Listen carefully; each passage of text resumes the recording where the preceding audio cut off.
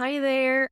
I have just wrapped up my second conversation with Kate Ingles, who just came from a week off grid in a tiny little cabin out in the woods where she's been writing, finishing her novel, as she said, only um, her friends who know her from longer says, "But you've finished that novel 25 times. Are you really finished now?" So maybe she isn't, but she got a lot done.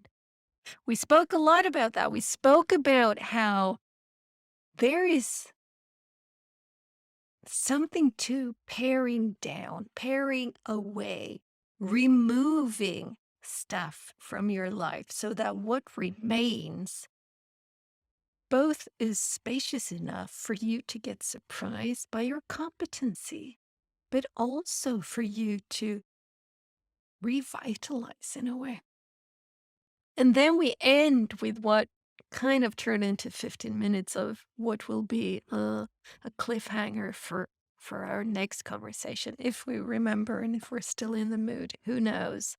Speaking about patriarchy and matriarchy and the nucleus family and all sorts of things. So join us for this 2+ hour conversation where we had a lot of fun with How are you that. doing? Oh, I'm good. I just finished a meeting. So I've been 2 hour Oh, meeting. good. But you have removed Oh, the stern lady in the background. Where did she go? I did. My husband actually saw our last talk and he said, "You've got to get rid of that creepy thing." So I sort of, I'm experimenting. So yeah, but she is. I mean, maybe I wondered if she was a little distracting over my shoulder, staring gloomily into the camera. So So has she like been I moved? put So her. you're now looking at her, or where is she? No, she's around the corner at the moment. I'm kind of rethinking things. Actually, you would dig this. Hold on a second. Um, my I'm sort of rethinking all the. I have a huge amount of white space up here, and my great grandfather was a photographer. And when my uncle died, we found a whole bunch of his wedding portraits from the 20s and 30s and turn of the century, and they're so beautiful Oh, and they're big.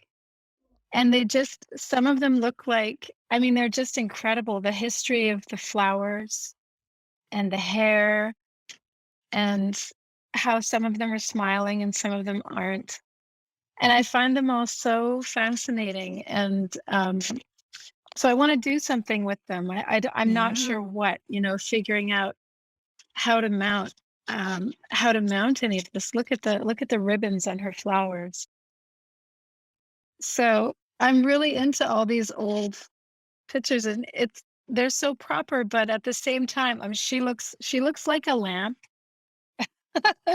but look at how happy he looks. Like they're supposed to be serious, but you can just see this kind of sparkle in his eye. And so it's very sweet. And so I have all of these prints of my great grandfathers, and so I'm sort of thinking through. Sometimes it's nice to have white space and rethink things. We always have a big Halloween party, and I had the whole ceiling was covered in these kind of orange lights up in the third floor here. It's quite an open space, and so it's great for entertaining. And I just took the lights down like a couple of weeks ago, and it felt very bare. But then that started inspiring me. Yeah. Sometimes when you take things away that have always been there, and you think, well, that's just what's there. Like that's what I'm used to. But when you take them away, it kind of helps you to it's refreshing. Yeah. So that's kind of it lets other ideas come in. So yeah. Cool. Well, Yeah. that explains a whole lot of things, including then the absence of the grim lady. Yes. Yeah. Yeah. The Grim Lady is taking a break. She's napping. Yeah. That's a good name for her, actually. Yeah. So you have been off grid. I've seen your Instagram stuff and it looked just Yeah. lovely, absolutely lovely. It was such a treat. It really was great. I mean, it really is the same thing. I guess we start out talking about the Grim Lady and taking things away and reveling in white space. And that is exactly what it is to spend more than a day completely by yourself, removed from your home where you would, even if you have spells of being alone at home, which is always lovely and kind of indulgent, um, you're still in your mind, you're thinking, turning over the laundry, you're thinking about defrosting that chicken, or Mm. you're kind of multitasking in that way, or thinking you should be in the garden or whatever. But to completely remove to a tiny place. So Windhorse Farm is a really amazing place, not too far from where I live, inland on a lake and sort of river system. And it was bought and developed by Buddhists. It's a long story. I probably won't get into it, but there was a huge influx of Buddhists to Nova Scotia in the 1980s who just brought an incredible wealth of vitality and ideas and imagination and quirkiness, in the sense that they had a very unique way of doing things, and very spiritual, of course. And so Windhorse Farm was sort of one of those things that sprang out of that movement. And you can rent off the grid cabins there. So where you have to haul your own water and keep the wood stove going. And the one that I rented was tiny. I mean, it was so small. I should have measured it, but it was really, really small. Like, to get into the sink, my head was brushing the beam, as you might have seen on Instagram. And then climbing up the ladder to the little loft for sleeping, my back was touching the roof. So that's how small it was. But it sort of felt a little bit like being a kid and being in a treehouse. And I sort of got in and I put my bags down and all my stuff. And I thought, like, I can't believe I've got a week here. Like, it felt great, but I was also thinking, am I going to be crawling the walls in 2 days? Because in my mind, I was thinking, I have 2 nights, like, to Mhm. do this, not to really sink in. But I kept thinking, oh my gosh, I have a week, just in the woods completely by myself and not even really encountering anyone else. I mean, you do have a few interactions with people when you go down to the farm to get kindling or paper or anything like that. But you're really not connecting with people at all. And it was, I think, one of the most decadent things I've ever done in my life. Yeah, it was. I think a big part of it is having work to do. Obviously helps. So I am working on a novel right now, and I'm very close to finishing it. But of course, whenever I tell anyone that, they say again. Because I'm always like, guess what I did today? And they say, what did you do today? And I say, I finished the novel. And it's like the 25th time I've said that, because it's so hard to actually let go of something. But in this case, my agent had queried it to a few publishers. Sorry, I've got an itchy nose. I'm like still waking up. Um, and they came back with some really incredible feedback, which is not normal. Usually they come back with just a pass. And it's a yay or a nay, Mm. and they don't really tell you why or anything like that, which Mm. is of course part of the the guaranteed heartbreak of being a writer, is that you never know why. You don't know if it was you, if it was the writing, if it was The the story or the zeitgeist, the season. Yeah. story, the trends, or if it's just not good enough. You never know. So we came close to, I think, possibly hitting, getting a deal, but the feedback was all kind of coalescing to a few key spots, and I realized, I think I'm not pushing her enough, my main character. I'm not giving her enough agency. And so when you have a really overarching insight like that, I thought, I can't just pick away at this over the summer 2 hours at a time. No. I have to go back to the beginning and pull and pull and pull and really yank. This is big work, and entire chapters and scenes that had to be completely scrapped and rewritten. So I wanted to go away and do that, so that my goal was to get all the way through the book thinking, challenge her, give her more agency, push her more. Um, and then my goal was that at the end of the week, I would be able to come home and get into line edits. And I got to the last page an hour before I checked out. So yeah, Wow. it was incredibly productive and wonderful just to spend time with myself. We don't often think of ourselves as the friend that we are to ourselves.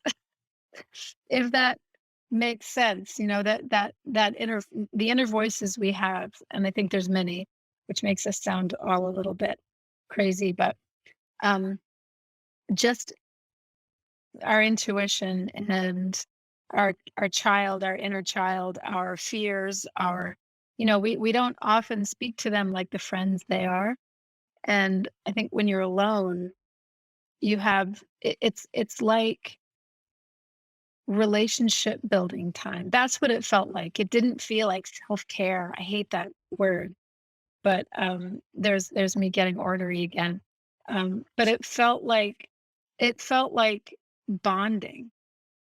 It felt like the kind of tending to a relationship that you should do when a relationship is really, really important to you.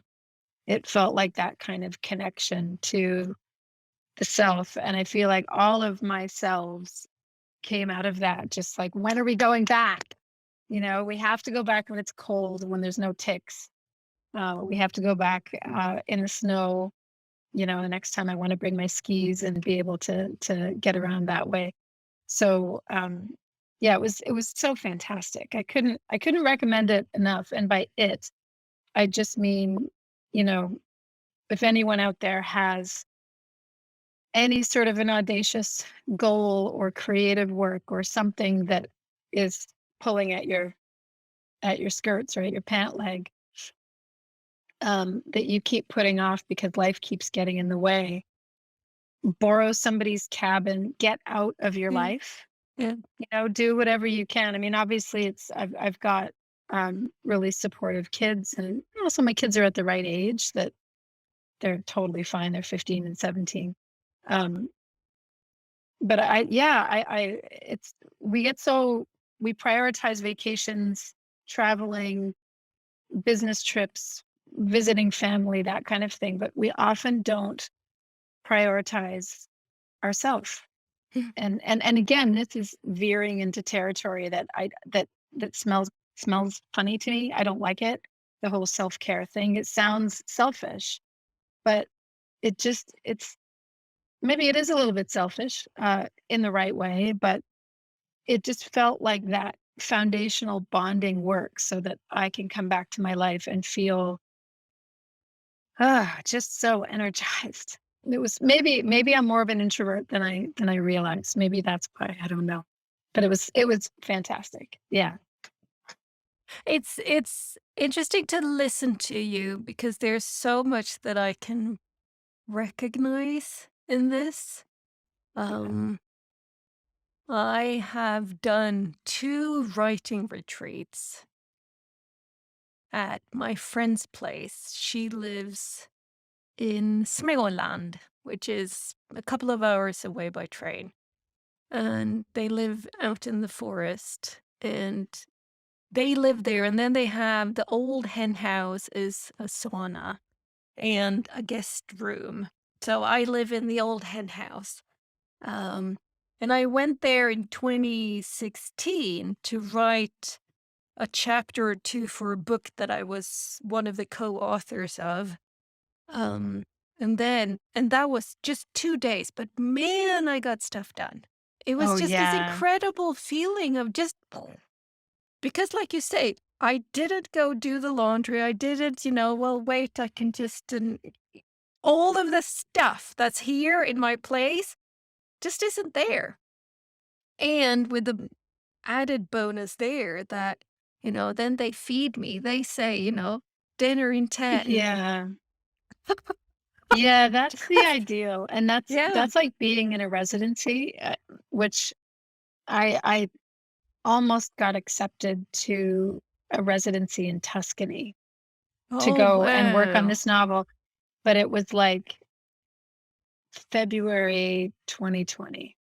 Oh, And Italy was starting to kind of blow up, and I was thinking, "Oh, no, like, no. this is not going to happen." But, of course anyway, but the whole point of all those residencies in Canada, we have the Banff Centre for the Arts, which is in Alberta, which I've never been to, but I have friends that have gone. That's essentially just this huge arts center designed for musicians, writers, painters, of artists of all kind, and they just to work. And the cooking for you thing is big, but I guess I felt like living off the grid, that was my you have chores that you have to do every day. You have to cook for yourself. You have to tend to the cooler, and you always have to be kind of refreshing the cooler packs and hauling water and wood and kindling. And you also have to sweep.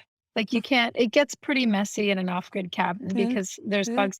When I first went there, I stepped into the cabin and I was like, "Oh, wow, wow, wow." And I'm looking around and I look to my left, and on top of the wood box, which should be no surprise, they had put some cushions.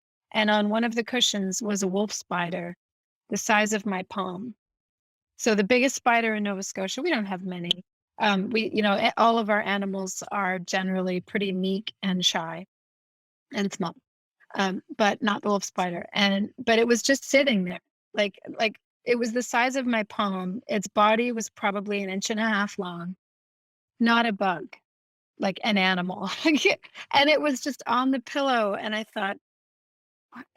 Like I'm in the woods now, and it Yeah. was clearly her cabin. And Yeah. I just took the pillow and very gently kind of tipped her outside and found her the next day, like at the front door threshold, like, "Excuse me." And then the day after that, she was on the window, like, just hanging there, just like for days. I think she stayed on the window for 2 days. And, and it was so I gave her a name because I decided if it wasn't just one of them, then I was surrounded. But that didn't creep me out too much, yeah, it was but anyway, the point is the chores.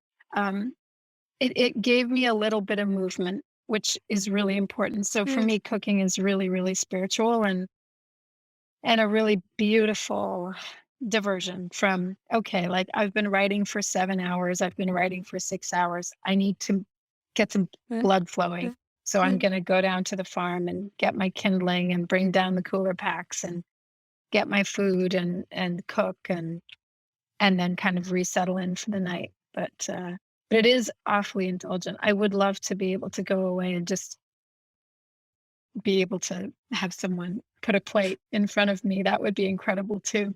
And I went again, when I came home I think it was in January of 2016 or February 2016, I did Mm. that. I was like, "Oh, I need to do this at least twice a year." Oh, wait a minute. So you did it in the winter? Yeah. Oh, gorgeous. And so you Yeah. had the hen house and then the sauna attached? There's a song, yes, and then there's, and it is the Småländska höglandet. It's like the highlands of the Småland, which is a mountain, but it is so they get winter. There's Yeah, snow. So I went for, I took their dog for a walk an hour after lunch. yeah. Just yeah, lovely. And then I went So again good. in December of 2021. That was the first time. So I didn't go twice a year, but I still have that intention. Yeah, Um, and I had in December when I was there, I had weirdest dream that I think s- it kind of speaks both to the experience, but it also speaks to what you were saying about your main character. Because I had the dream that I was sleeping in the bed that I was sleeping in, but I was dreaming that I was laying in the bed sleeping. That's It's like one of those. When a big white, like, b a white shell, but a spider inside, so some type of sea animal-ish type thing comes crawling on the wall and that's like crawling, a and I'm looking movie. at it, and it's crawling, and then it's by the door, and I'm going, "Shit," so I slink down off the bed in my dream. I slink off the bed that I'm actually sleeping on, um, and go and open the door and just push the door open, and the thing goes out. Wow, And it was all white. And it is this the sense was that it needed to get outside to get a bigger shell because it had that is outgrown its so shell. symbolic. Oh my The goodness. symbolism of this dream was just, wow, man, Huge. huge. Precisely. This thing of, oh, yeah, this is where I have, just like you say about your character, it's like more room, more space, more agency, more, Yeah, the edge. It's like if you're inside of that shell, cannot. You need to yeah. go change your shell, lady. You need a bigger one, you know?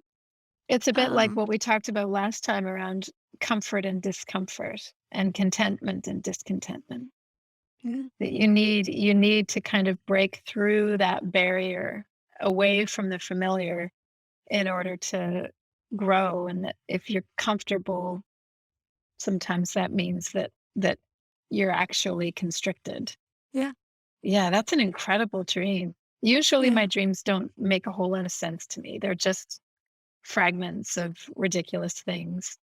But sometimes you do have a dream and it's just so on the nose in terms of symbolism, and you think, what is it that I know already that I don't want to know? yeah, precisely. That's a friend of mine said that to me once. You already know what you don't want to know. But I think sometimes our emotions make it difficult for us to acknowledge it. So our brain already knows it, but our heart is getting in the way because we're scared, because we're comfortable, because whatever. And then so the brain says, all right, I'm not going to leave you alone about this all night long. And then, yeah, give you a nudge. Uh, That's an incredible dream. yeah, and it's a fascinating thing. I brought it to my therapist and I told it to him. And then he asked me to tell it to him in, like, not in first person, but speaking about Helena was lying on the bed. Helena did, it's like to just get a different angle. And then he said, "Can you enact it? Not say a word, just show me." And there's a sofa in the corridor of the therapist room so it's like, okay. So I went and lay down on the sofa pretending to be asleep and then waking, it's like that was really a very special thing to kind of in motion with my body tell the story of, ooh, and, slinking off the bed and opening the door and, pretend opening the door and stuff. It was, so that was also one of those like experiences where there is so much more to experience than just the one dimension of things. Um, so it's one of those dreams that I have a feeling that I will remember I hope for a that you long time, do. if not forever. Yeah, I hope you do. I mean, because Yeah. clearly a dream like that, you are both.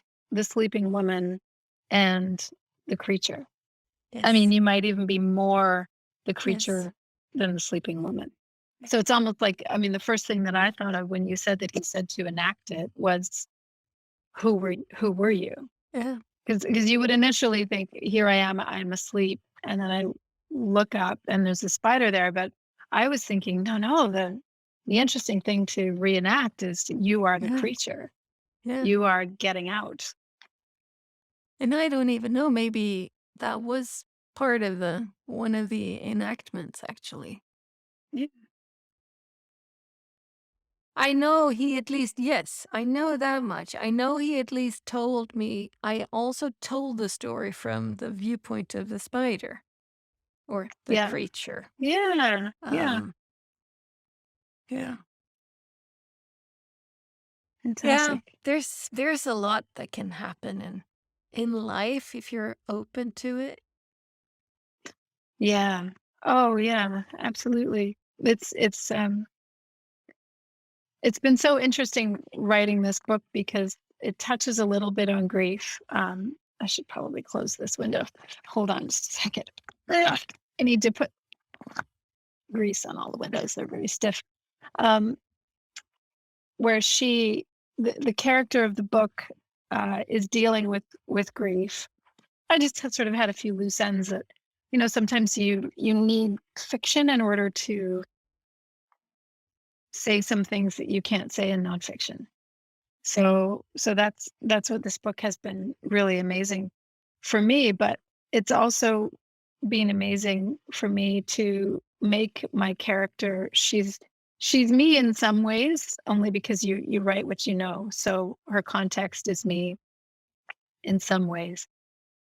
But her response to grief is the exact opposite of what mine was. So it's been really so interesting in terms of being open to inhabit the thought patterns and the perspective and the behavior of someone who is completely shut down and turning away from grief, as opposed to someone who was very open to it. And as the years have gone by since my son died, I feel like, and I see everyone talking about their feelings and about trauma and about, that it's important to pay attention to your feelings. And I think I put this on Twitter. I'm not on Twitter very much, but I feel like you might have responded to it. I can't remember. I'll have to send you the link to it and we can share it because it's a really great contrast. But one day I saw one tweet after the other and I was like, this was me before and this is me now. And the before was very sort of like every feeling is important, clap, clap, clap, clap. And you have to like go there and dive deep and unearth everything and feel every feeling. And then the next tweet right after that was stop feeling so damn much and go and do something because you're not helping yourself. And so I feel like I've kind of like when I went through my loss of my son's death, um, I was very much like, a clean, what I thought of as a clean bleeder. I am not going to get infected by grief because it's running freely through me. It's flowing. Yeah, I mean, not like it was strategic. I mean, at that point, it's just instinctual, right? You don't have the wherewithal to plan how you're going to approach grief. You just do it the best you can. But I guess I rationalized it at the time as being the healthy way of doing that whole thing of I'm not running from my feelings. I'm not sweeping everything under a rug. But I look back on it now and it could be just time. It's been 15 years. But I think a lot has changed for me as well and in other ways that I look at the just stop feeling so much and go outside and do something. Just drop it. Just stop. Again, stop it. And I look at that second tweet that kind of inspired me and I feel like that's my character. That's my main character. And in the past I would have classified her as unhealthy in her grief and unhealthy and shut down and frigid, and that's going to come back to haunt her and she's going to develop bad patterns. And I just don't feel that way anymore. I really feel like we've gotten to a point in our sort of global, or more specifically Western culture, where we are indulging our feelings so much to the point where we are incentivizing performance of feelings, and we are incentivizing even greater adhesion of trauma. It's this, it's like watching somebody, honestly, it's like watching someone masturbate. Like, the way that people are about their pain, and the way they talk about their pain in the possessive way, like Gollum in the Ring, oh, my precious, my trauma, my pain. And I just think, like, just get outside, go and dig in the garden, and just give yourself a break from churning and churning and churning, because I think at some point you churn enough, and you start developing a vortex that has a pull, and it will pull you under. And there is such a thing as too much, and there is such a thing, all those people that I used to think of, that I wrote about in the book, and Notes for the Everlast, about, all those people that were kind of what I would have then classified as sort of the move on crew. Like, why can't you just move on? It's been 2 months, it's been a year. Why do you have to keep talking about it? Shouldn't you just forget about it? That I used to feel like those were like the least evolved, most unhealthy people in the world, and the most unhelpful, the most discompassionate, terrible. Um, how could you say those things to someone? And of course, now I'm thinking, oh, yeah. Yeah, like, they could have maybe done it in a different way, but they're not wrong. Like, there is a point where you do have to let go, and you do have to move on, and you have to let life continue to unfold, which continually changes the shape of what it is you went through, so that it gets softer and softer, and it's still there, and it's still significant, and you still have meaningful dreams about it, and quiet moments. But it has to change. And I feel like this obsession with trauma and pain and feelings is a resistance to change ultimately. And um, yeah, So, is it something to do with the identification? yeah, When everything. you identify as, I am the one whose son died, Yeah, or you identify as, I am the one who got raped, or you yeah. go identify as, I am the one with alcoholic parents, or I I am am the the one one with who the was in short a straw. car crash, or whatever, or I'm the one who is, I was dyslexic in school and hence nobody understood me. It's like it is the identification of it that's kind of this clinging. That's the precious, oh my precious. It's like, Yes, and then yeah. you're stuck there. That's entirely what it is. And it's it's the oldest trope in the book, I think, but it's so true that everybody hurts. Yeah. I did put that in the book. I quoted Michael Stipe and REM, and everybody hurts. But I feel like as we mature, if we are able to, through our pain, that is the fundamental shift that happens, is you go from being in that very initial sort of recoil of what has happened, of the explosion in your life. um, you identify with what has happened to you, in the sense that I am the straw that I chose is the shortest one, and no one else can understand me. No one else has to deal with this sorrow. Um, Short straw. I am that. That is who I am. I am that devastation. And then you mature and you make that shift to that sadly, I mean, the Buddhists are right about this. Life is not, joy interspersed with pain. Life is pain interspersed with joy. And it seems like kind of a terrible sort of mantra for life, but it's incredibly freeing, because I think the reason why time helps us recover from trauma is because we will then pull our next short straw, Yeah. and then the next one, and then the next one, and then all the people around us as well, as we start being able to not be so self-centered and actually hear other people and be there for other people. And we start noticing, oh, there's one over there. That's a short straw. I hadn't even ever thought about that. My parents always loved me. I Yeah. didn't know that their parents were screw ups and now they've disowned their mother. Like that's a heck of a short straw.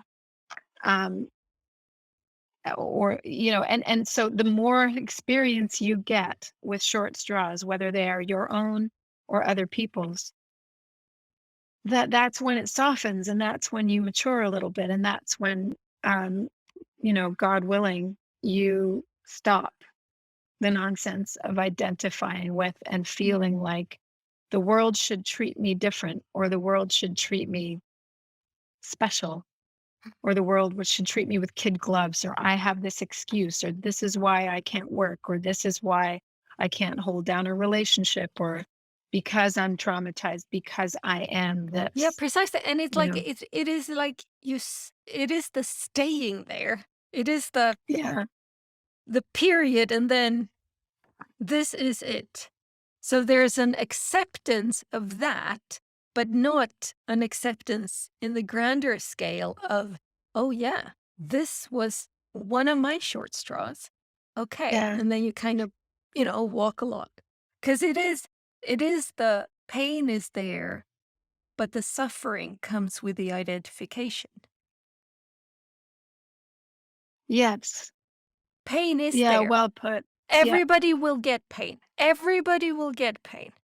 And everybody suffer as well because that is part of the human experience. But Yeah. there lies that one is within my control in the way that the pain actually isn't. Because, like, Yeah. it's like, yeah, your son died. What could you have done? Nothing, right? It's like that happened, right? Yeah.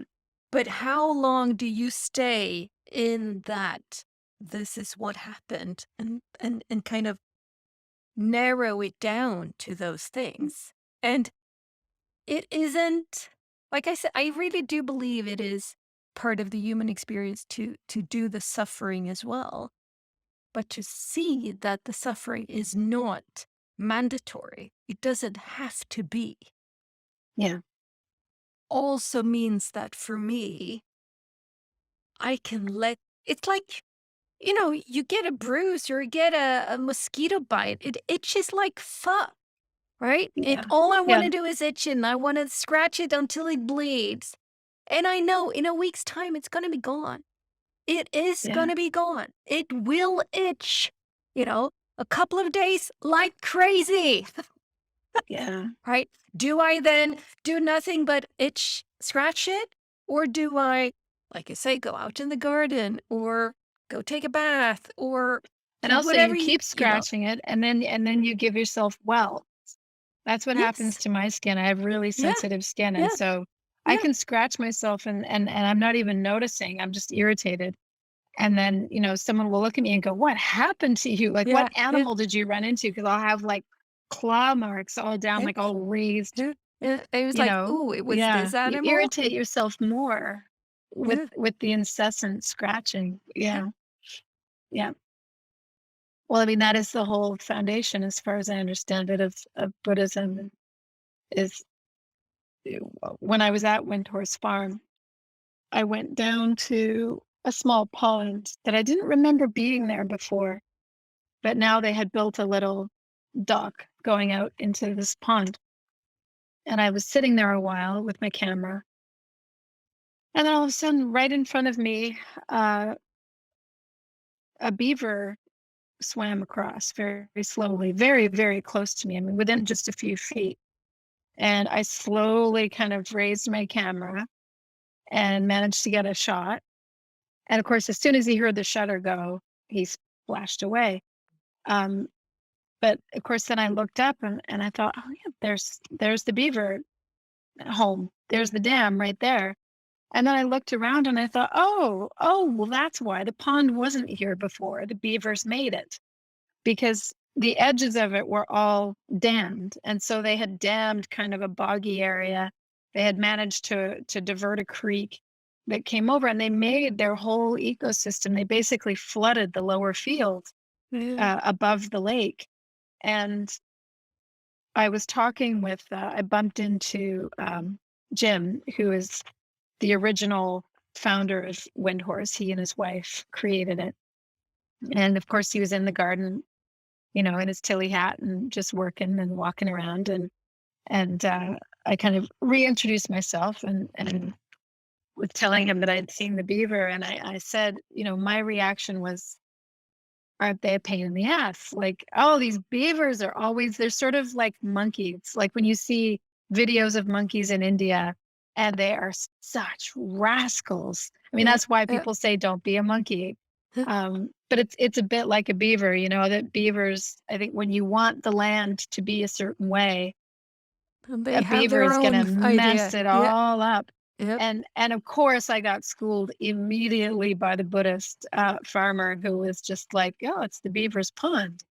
Yeah. Like you get out of his way." Yeah. And I thought, "Oh, yeah, right. Of course, like of course, if Precisely. you complain about the beavers I mean, I wasn't complaining, but I was just, I guess I was trying to offer some degree of condolences for his field because it wasn't there before. And I thought, well, it's part of his garden is gone. So surely I was acknowledging that the beavers had kind of taken over and of course he had a different view on it. But you could also, of course, look at suffering in the same way. Precisely. Because he would suffer if he were to fight the beavers.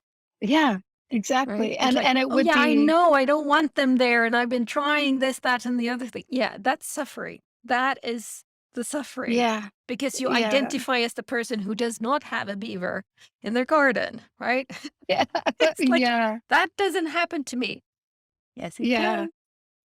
And it's a recipe for disharmony. That's one Yeah. of my favorite words is the concept of harmony and disharmony. Mhm, And another one that's very closely related is ease and disease. I mean, mhm. we say disease. I always, it always shocks me when I think about how difficult English must be for people adopting it as a second language because why is it not disease? It's disease. It's funny. The English is funny that way, but I love harmony and disharmony and ease and disease, disease. And in terms of what they address of that dynamic of fighting something that, it's this whole concept of natural versus non-natural and sort of resistance and fight. And yeah, it feels like it would be incredibly disharmonious to try to deny the reality of where you are, what you are, and try to basically carry the past into the future and keep it alive when it's the past. Yeah. Matthew, who was in season 2, he pointed me to, we've been speaking about this in various contexts, right? But Yeah. he's also a musician, and I sing in a choir, and well, I I've taken guitar lessons for 6 years, even though I still feel like a total rookie. Um, but he pointed out this, or in a conversation we were in, this aspect of how disharmony is on the way to harmony. If you have a chord, you can twang it, or you have Yeah. different like harmonies, and one of them is discordant. Yep. You stay there for a moment, and then it And then it relaxes again. It relaxes yeah. into the chord that is harmonious again. So that was also one of those aspects of that I think is helpful in this, in the context of what we're speaking about. It's like pain is there, yes. There Yeah. will be suffering, yes. But if we look at it as one of those things that with time, given the arc of time, it will be able to resolve into a harmonious chord instead of the disharmonious chord.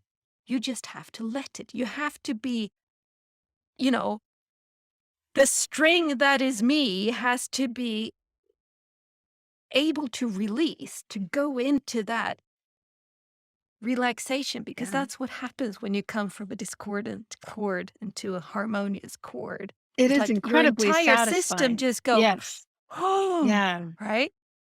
Yeah. Well, it's lightness and shadow, of Yeah. course. You can't would we have any concept of beautiful light if we didn't have darkness? Would we have any concept of harmony if if all, if every sound was perfect? Yeah. You know, it's it's a necessary kind of a thing. Yeah. That's a really beautiful, beautiful way of thinking about it.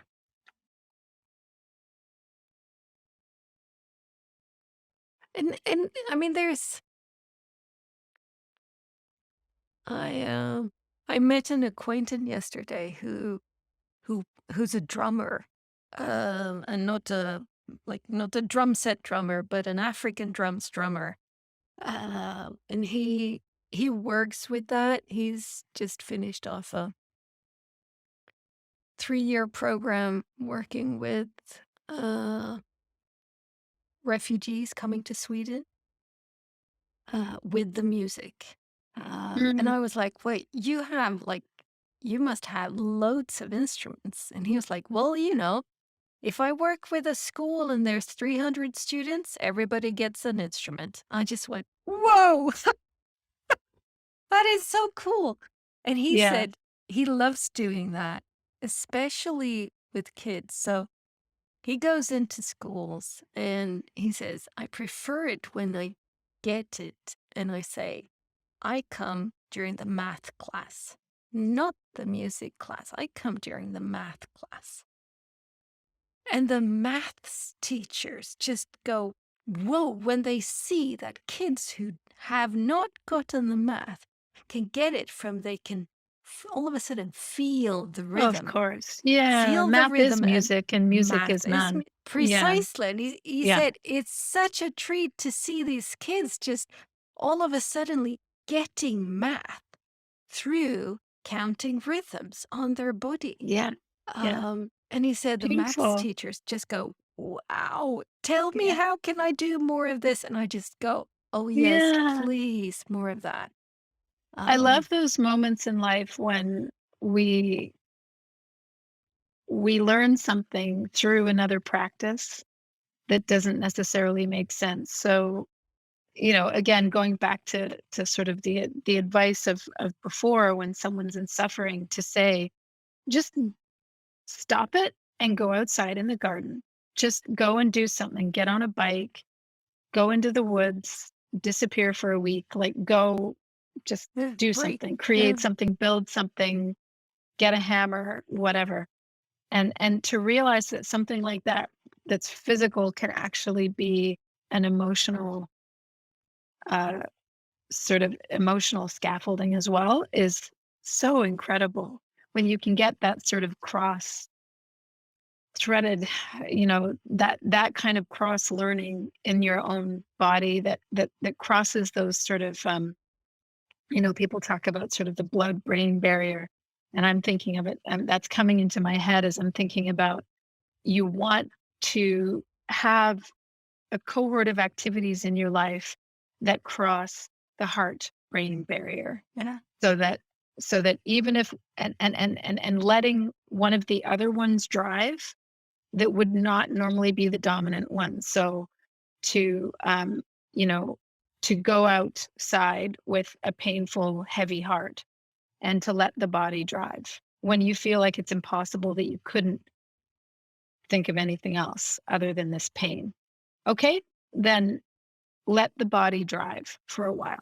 let the Yeah. body overwhelm the heart because you're too busy focusing so that you don't crash that bike, because it gives your heart a rest Yeah. from carrying so much and from driving so much. You think of it, it is almost like the fatigue of driving, that you need to let them swap out. You need to Yeah. let them look Yeah. after each other and say, listen, heart, you've been at the wheel for too long now. Like, you're swerving all over the road, you're not making good decisions, you're being reactive, you're being self-destructive. Let the body drive for a while, in terms of, let's develop some health over here so that the heart can actually start to soften and be distracted, and in a way that's positive. And yeah, it's just so good if we can develop those kinds of things that help us to swap out those pieces of Yeah. ourselves. Yeah. And to help to develop the routines or the systems, the network that helps me do that. In Yeah. one of like last episode that will have aired when this airs, that is has yet to air, is with Bella. And we speak about how in our first one-on-one in the fall, she had been doing just that. She had let part of her be in the driver's seat, Yeah. looking at being there for others for a good reason, a valid reason, but she'd gone too long. So Yeah. it was time to shift. It was time to get somebody else in the driving seat so that she could tend to her. Yeah, Um, absolutely. which is this same thing. And she said, we because we touched on this in that episode, she said that that was so helpful, Helena, that you helped me see that. It's like it is a good thing that you have done, but you have stayed there too long. It is time for that shift. It is time to swap Yeah. drivers. And it is quite I mean, that's a metaphor that I think a lot of people could like relate to. It's Yeah. like if you're driving for 2 days straight, yeah, either you have to have some other drivers in the car so you can swap and you can lay down in the back and sleep, or you actually have to stop the car and lay down in the back and sleep. Yeah. Or else, Um, at that point you're a danger to yourself and to others. yes. And that, I think, speaks to some of the self-indulgence that we see in the culture around trauma and around identity and grief, and you know victimhood, and or the perceived victimhood, that it becomes something that has outlived its purpose, Yeah. or its usefulness, or its health for you. And it's not that it's not true, it's not that it didn't happen, but in the same way that it's not that you're a bad driver, it's that No. it's been too long. Yeah. You're So exhausted. Yeah. yeah, right, right. Yeah. And then it becomes a destructive force in life.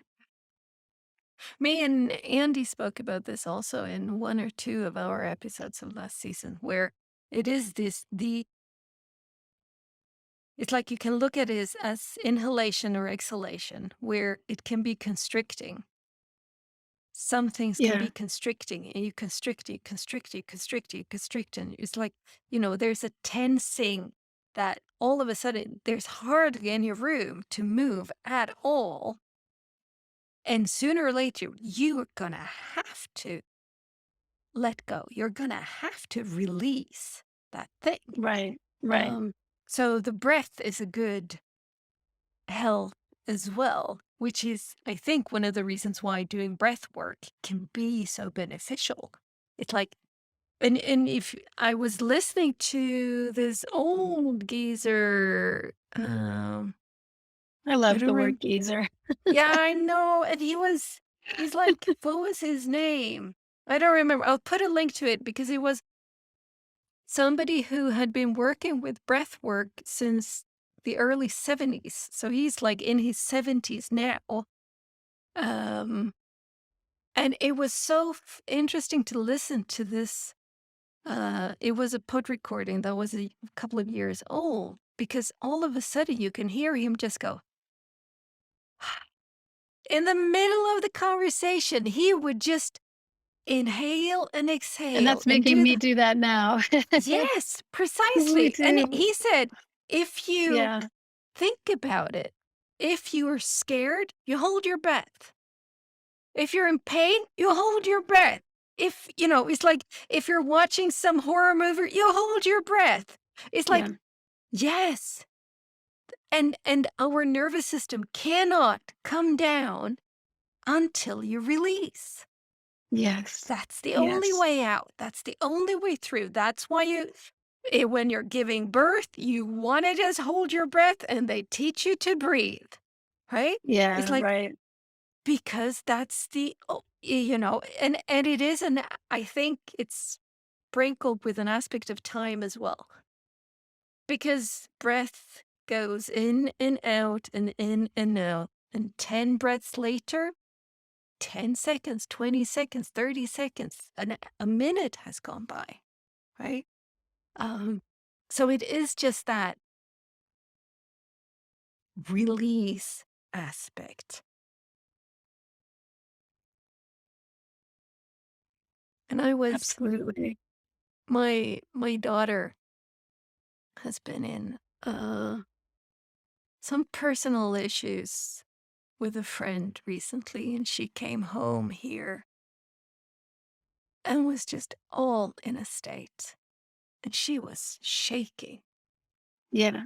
And I told her, keep shaking, moving. So I was telling her to do that because that's also, if you look at an injured animal, they are shaking often. Yeah. You see, Yeah. if they've been hit, they will be shaking as a way to not get stuck in that To not clench. constricted. Yeah. Yeah. Um, so I'm quite happy that I've kind of, and that's just recently that I've truly opened up to that aspect of, oh yeah, if there's pain in my back, try to be in motion. It can be really slow, but yeah, Yeah. precisely move.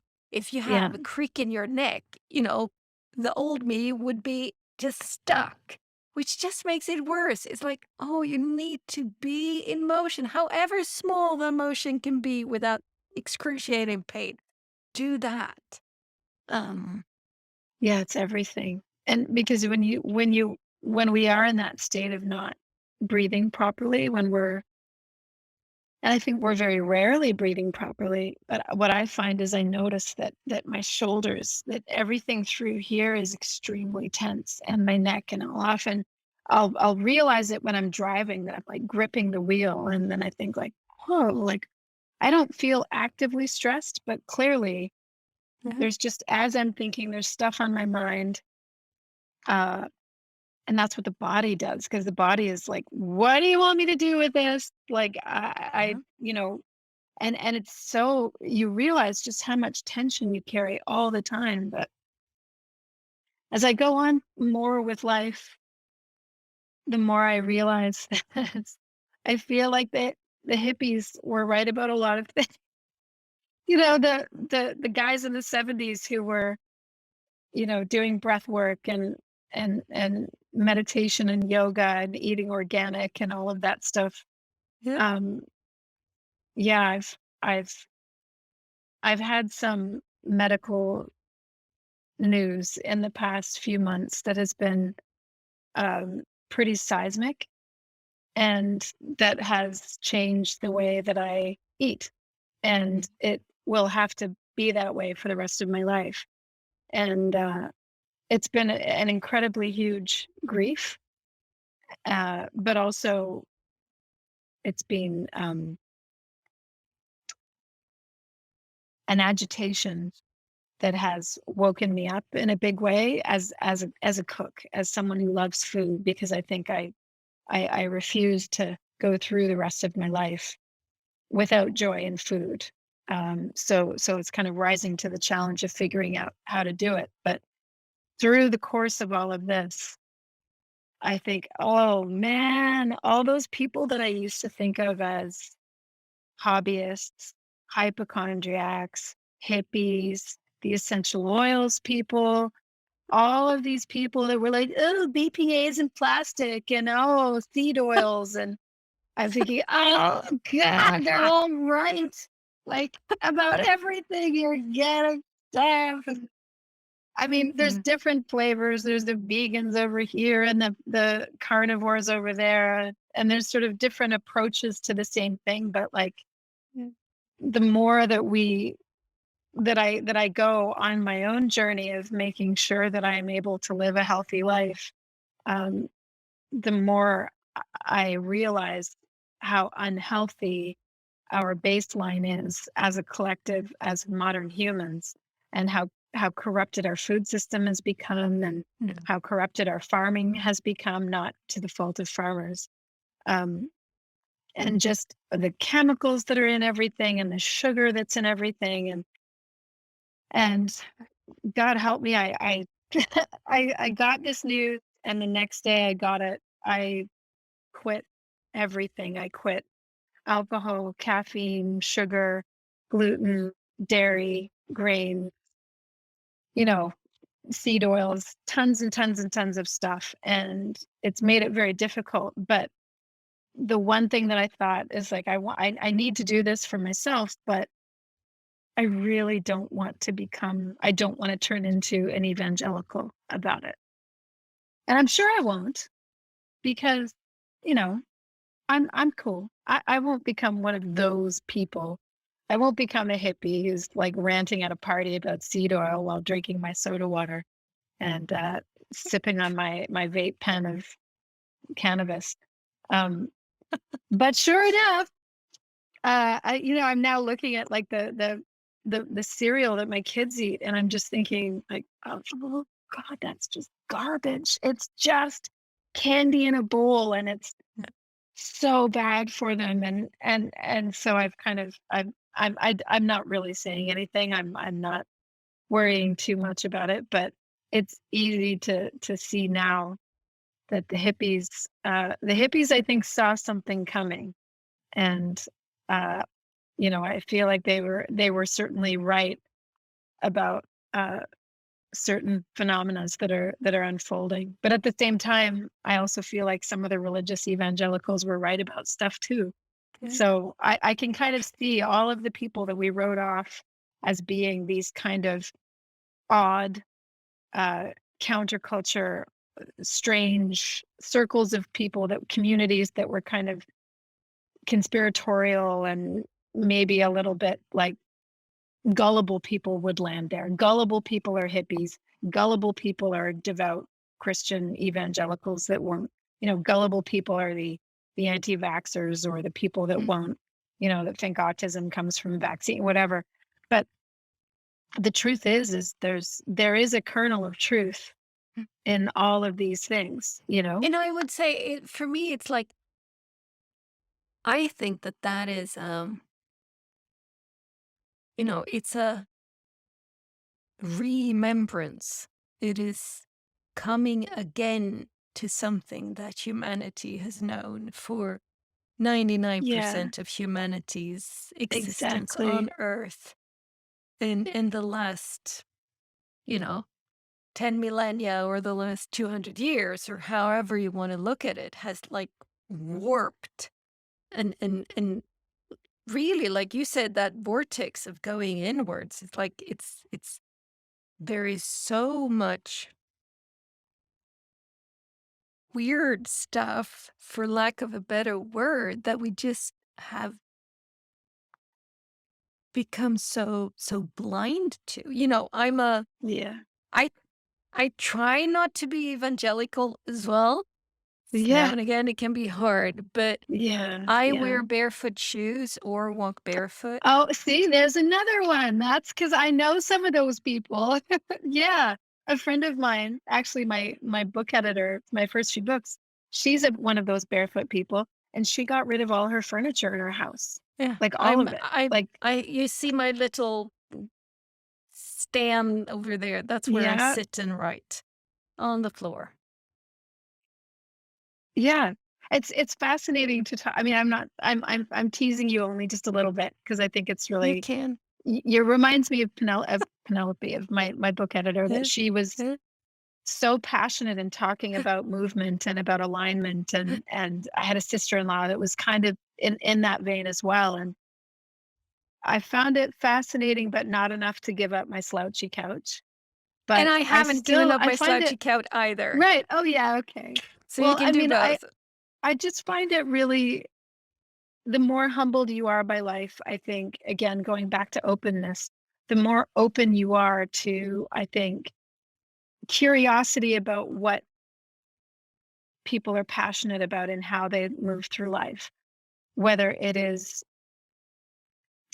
basically what they believe that they need in order to be healthy, whether it's mentally healthy, emotionally healthy, physically healthy, physiologically healthy. It's all fascinating. And because I think we're all scrambling, we're coming at it from so many different angles with so many different pain points. And the ultimate truth to everything, no matter if you're a vegan or a carnivore or, a CrossFit person or a barefoot person, you we're all kind of scrambling to figure out what went wrong, because we've messed up our physiology in an extreme way.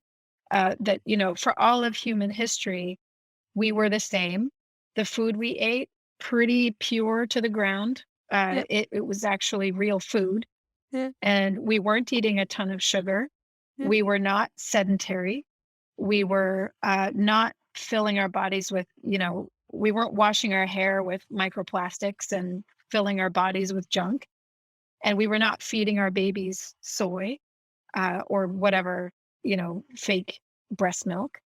Um, it then that sounds judgmental. I had to do that for a little while with one of my kids, and so I don't mean to be judgmental, but the point is, we're introducing all of this into humankind, and we're seeing the effect. And then, of course, you layer in social media, the internet, the corruption and sort of state ownership of media, um, that all of journalism, and this has all kind of happened at the same time, and we're all scrambling to figure out, whoa, like male testosterone is tanking so fast that my sons will have like 40% of the testosterone of the active sperm of their grandfather. Like, yeah, there's yeah, something really, really, yeah. really wrong with how And we're living. And it's and the very recent. So, precisely, however, and the people, problem is, I think this is actually the episode 58 that dropped today is okay. called "We Try to Fix Everything." Maybe there is no fix. Maybe there's nothing to fix, right? It's like this. We try to fix our problems with our backs, our problems with our feet. We get all sorts of weird, wonky foot diseases that we then operate on. But really, what you need to do is let the foot be. You need to let the foot be a foot and not be wrapped up in this Mm, constrictive little thing that makes the foot yeah. not able to be the foot. Um, Again, Let the beaver pond be a beaver pond. let the beaver pond be a beaver pond. Let the body Yeah. eat what is there to eat. Yeah. That is there, and it's there for a reason. It's there to be eaten. Um, that, the cereal your kids have in the cupboard, no, it's not that. It isn't that. That has been manipulated and processed and colored No, and it's not. dyed and It's pressed, not and real food. it is not real food. So he's like, the and that's, I think, what I see in this, the rise of natural movement and barefoot and back to basic with food and slow cooking and all of these things. It's like they actually, from my perspective, realize the fact that there's nothing really to fix. We don't need to fix a problem. No, yeah. You need to take away all of those fixes because all of the fixes are just introducing more issues and more issues and more issues. It's Yeah, like, okay, let's do, more foamy rubber soles on the shoes. Okay, so you're not getting any ground. Your feet aren't able to move. There's a gazillion nerve endings in our feet in the same way as there is with our hands. Imagine us walking around in boxing gloves. How much right, use would right. I have of my hands if I were walking around wearing boxing gloves all day long? I'd Yeah, be crazy. You know, I'd go yeah, bonkers. I wouldn't be able to use them for what they are designed to do. yeah. Mhm. That's what we do with That's our feet. yeah. Well, and that's the entire, I mean, we started talking about the food system, but that's nothing to the medical system. So obviously I'm in it now, we're getting MRIs and having a neurologist and Mhm. who's wonderful, and I'm grateful for the diagnostic and the help, but I'm straddling these two worlds of brain, brain doctor and naturopath. Yeah, And I'm like, okay, I'm going to take a little bit of this yeah. and I'm going to take a little bit of this Mhm, because I just, we're looking at sort of what's the trajectory going to look like for the rest of my life. And it could be, if I chose it, basically a lifetime of extremely powerful drugs with high high degree of side effects and possible low effectiveness. yeah, But this is just what you do. If you get mhm, diagnosed with this scary thing, you go on courses of heavy prescription and infusions and all of this stuff to try to keep keep yourself healthy. But then there's the other side that says don't eat dairy, don't eat mhm, gluten, don't eat any grain, get rid of the seed oils, don't have any sugar, stop drinking alcohol, no more caffeine, which I realize a lot of people, like, they stop listening, like, after I said the second thing. They're probably like, "No, no, no, no, no. No, no, no, no, that woman's mhm, crazy." And, I wouldn't say, I don't think people would think that, but they would just say, "Thank God that's not me." But, when the alternative, like, and that's what I'm learning about naturopathy with a grain of salt. And thankfully I have a very salty naturopath who was a GP who is now went into naturopathy. So he's very sort of good, because then he has the study. understanding of both.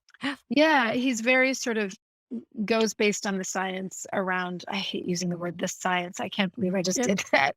He uses he looks at existing studies to, he's not just selling tonics. He's actually sort of working with the idea that rather than treating the symptoms, let's heal the Yes. problem. Yeah, So, you precisely. know, yeah, and but it has to be a balance of those two things. But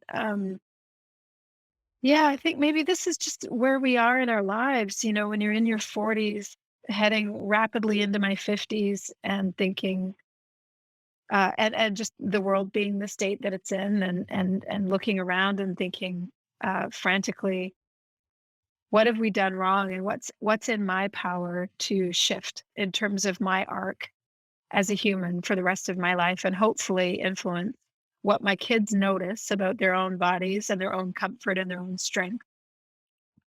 Mhm.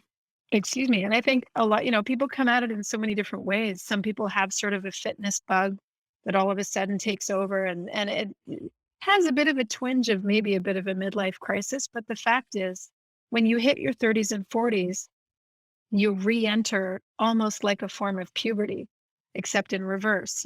Everything changes again, from like, my hair will not grow longer than this No, anymore.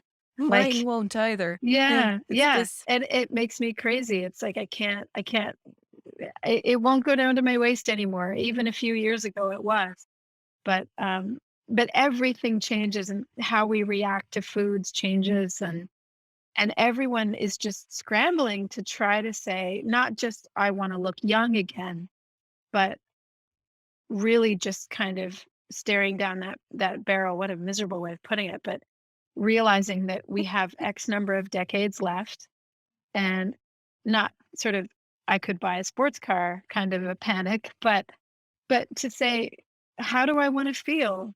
And what have I absorbed that might not be true about human health and wellness, about Yeah. emotional health and wellness?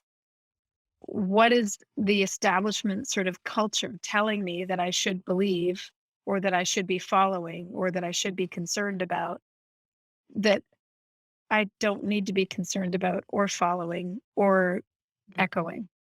And I think that can manifest in so many different ways. It can be food, it can be fitness, it can be meditation, it can be movement, but it's so important to be active in doing that. And so, looping back around, I feel like whether it's people who are passionate about barefoot living or Catholic homesteaders, I follow a bunch of religious homesteaders on Twitter. I don't know why. I love them. I love them so much. I'm just like, I'm not really particularly a very religious person, but there's all this kind of, again, this resurgence of back to the landers, of people buying decrepit old farms and going in and restoring them, and building in the old ways and learning old things and growing their own food. And I don't care if they have slightly different take on things than I do. I think it's absolutely fabulous to see people who are empowered to swim against the current of where the Yeah. culture is pushing us. And I don't care how they do it, and I don't care why they do it. But if it's barefoot, or if it's Yeah. building a fence as a devout Catholic, good for you. That is just awesome. I find that to be really inspiring, because here I am in my little corner of the world doing my journey of eating in a way that makes me the worst dinner guest in history ever.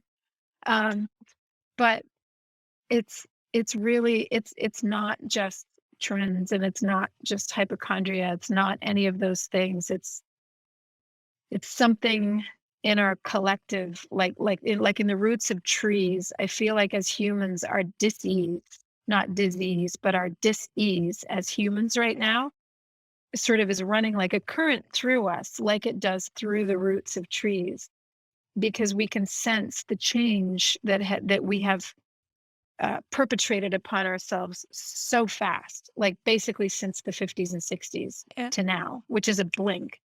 Yeah. And we can sense that something is really, really, really wrong, culturally, spiritually, physically, emotionally, mentally, socially. Everything is broken. Sounds terrible, but at least we're all starting to wake up. And that's Yeah. kind of I'll close out my great big huge rant here by saying that's the optimistic thing that I see, is that I see the barefoot people and I'm like, yes. And I see, you know, the vegans, and I'm like, go for it. Good for you. And I see the Catholic homesteaders up there, and I think that's amazing. That's so great. And go and have 7 kids, and let me come over and sniff some babies, and just like help you shear your sheep. Like I really feel like we need to all kind of have our awakening, and it makes me happy to see, no matter what kind of awakening it is. And it is this, I think a lot of the aspect that you're pointing to now, for me, has this, there is a, the common thread of it all is a kind of paring down of removing Yes. chaff. It's like the removal of the stuff that is not necessary, that is not Yeah. helpful, that is not in service of us, of me, neither individually nor collectively. So Yeah. this aspect of what do you really need? You know, Yeah. I have 17 days left of being under 50 because I turn 50 on the 17th Do of June. you? Yeah. Oh, So I I'm not had you. Yeah. So there is a couple of I will have, like, tea and cake in the garden on Sunday, and then I'll have an open house on the 18th, and I'll have a little bit other things. So I live in a place with a garden, and since me and my ex-husband separated in the fall of 2016, I just do not spend enough time in the garden, Yeah. period, right? So I was like, "Wait, I'll invite some people over for a gardening party, not a garden party, a gardening party." So we had a Nice. gardening party on Saturday, started at 9 a.m., and there were, like, 7 friends of mine coming. Uh, and, went to fetch soil and weeded and put the wood chips that I'd bought up on the front place. And, it's like, oh, boom, Yeah. activity everywhere. That just got me this. Okay, now I'm in motion. Now there's a possibility that I can keep this running for a little while. And I borrowed a wheelbarrow from my neighbor. And he came over and he said, "A gardening party?" Yeah, I know. But how how did you do that? He said. I was like, "What do you mean?" "Well, did you just ask?" "Yes, I just asked." And he was like, "I've never thought of that." Which is again this aspect of there is so much there if we are just open to it. I don't have to Absolutely. go it alone. I don't have to suffer. I can ask, I can open, I can relax into it. So Yeah. this notion of letting go of, oh no, you can't ask people to come and work at you. And the people who came to work at me, many of them, I'm kind of clever. Many of them live in apartments, so they don't have a garden of their own. So he's like, oh, some gardening, right? Right. Right. But everybody says, "Oh, it's so much fun to do that. It's much more fun to weed at your place than at my place." Yeah, Well, because it is. exactly. Fun to do it as a group too, to be able to Yeah, chit chat while you're doing yeah, it. yeah, I'm always out there with a podcast or music, but yeah, that would be a lot of fun to actually yeah, have a friend to do it with. And yeah. many hands make light work.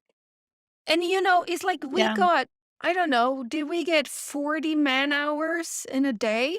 That would exactly. have taken me 3 months for fuck's sake. Yeah, It's like, it just does not happen that way. that's so Um, good. so I'm like, I'm gonna make this at least a yearly thing, possibly twice a year. That's so great. Because it Yeah, has this, it is this, like, again, coming down to the roots of what are we here to do? Well, to be and to do together. It's like that's it, you know? yeah, yeah. And that's always, it's never the wrong thing to do to get outside and sweat a little bit in the sun. No, Like, that is good for every single person in the world. That is what our bodies need. Our bodies need fresh air. no, They need to be outside, moving, sitting, and being sort of on their knees and pulling and yanking, and just this is better than being in any gym. it is. And it's just, that every person who came to your gardening party went home and slept like a dog that night, and actually, because that's what we're supposed to do, because we're animals. We're not meant to Yeah. be staring at a screen all day long No, and not no. moving and not being outside and not being in the sun. Um, it's, it's, we should treat ourselves more like the animals we are.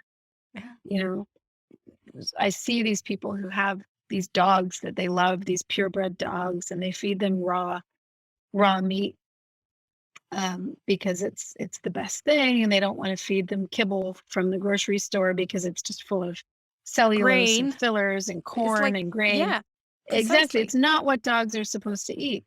And then I'm looking at them and I'm like, but why? Why But does you're eating like You're you eating the shit. yeah, and I'm not I don't, of course I don't say that. I don't really actively necessarily look at what's in people's grocery carts. I don't do that. But the bigger concept is that like sometimes we care in a more sensible way for our animals than we do for ourselves. When we see an overweight dog who is like, can hardly walk, we think that's abuse. We think that's not that's a terrible situation for the dog. That dog needs less food and more Better movement. And food. Yeah. but because we have feelings, we both elevate ourselves above the dog because we're sentient and we're very, very important. We're humans. We have feelings and emotions. So we elevate ourselves above the dog, but treat ourselves worse than a dog because we just keep eating the junk. We keep buying into this horrible sedentary loop of staring at screens, not sleeping well, taking a lot of pharmaceuticals in order to try to regulate our body, which is not going to work because we're ingesting all the junk. We're not sleeping well. We're stimulating our bodies at the wrong time and not stimulating them enough in other ways. And then wondering why we feel such shit all the time and why our digestive system isn't working well and why we can't shake those pounds off. And well, why would you say that I can't shake the pounds off? Why would you hurt my feelings like that? And you think you wouldn't let a dog suffer like that, but you would let yourself suffer like that. Like we know what those animals need. How is it that we don't know what we need? Because we are exactly the same as that dog. We need to get out in the fresh air. We need to run off our nervous energy. And nervous energy, we think of the dog is going to chew all the shoes in the house if it doesn't get You out and get the burn off some of that stimulation. nervous Yeah. energy. And Yeah. for us, it's the same, except all the chewed shoes is all the emotional damage we can inflict on other people in our lives. If we're too sedentary, if we're too, wrapped up in whatever we're seeing on Twitter or too, uh, just not active enough in the way that our bodies need. And it's hard. And we have a culture telling us and wanting us to be more still and more toxified and more poisoned and more addicted by everything because it makes us easy to market to. So that the corporations that want to sell us stuff and the governments that want to, control what we do and how we live, and they all want us to be lumps. Yep. And it is again Easily one of those managed lumps. exactly easily controlled lumps, and they want us to be afraid. They want us to be wrapped up in our feelings and thinking that we're super important because that keeps us from being empowered and strong. Yeah. And it's that is to be almost 50, enjoy the last couple of weeks of your 40s and looking forward to what comes next. But to be almost 50, I think, is to really start reckoning with the reckoning that is coming in terms of our body and in terms of our health and what we want our lives to feel like. And so I think that's a good way of starting. If I were an animal, what would my judgment be if I were concerned for the welfare of that animal and looking at how that animal is sleeping? How is that animal clearing its digestive system? How is that looking and working and seeming? How is that animal behaving? Is that animal getting enough exercise? We need to have that little tiny revolution for all of us. And there's so many ways in. That's the great thing. We have so much agency. To go back to agency, we just need to let those spider creatures out Yep. to bigger spaces like in Yep. your dream, and be willing to be a little afraid, be willing to have our feelings a little compromised, be willing to compromise all our narratives about all our stuff, and actually make some change and get bigger and start kind of really tackling who we are. That's where I'm at. That's where Drinking you're my at. disgusting smoothie. Look at this. Well, It's delicious, but mine it looks sometimes like look sludge. mine sometimes looks way worse. Let's just say it that. You go for the green kind? Yeah.